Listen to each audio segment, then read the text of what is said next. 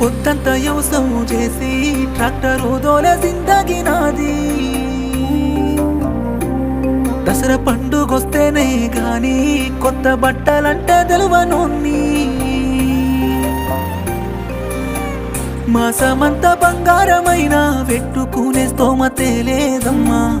ఇరుకైనా మా ఇంట్లో ఒక్క పోతలల్లా ఉండలేవమ్మా.